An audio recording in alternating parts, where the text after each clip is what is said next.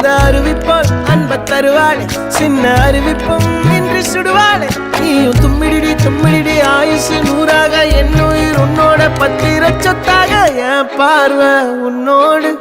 உன் பொம்மை கண்ணோடு பேசாமல் விண்ணோடு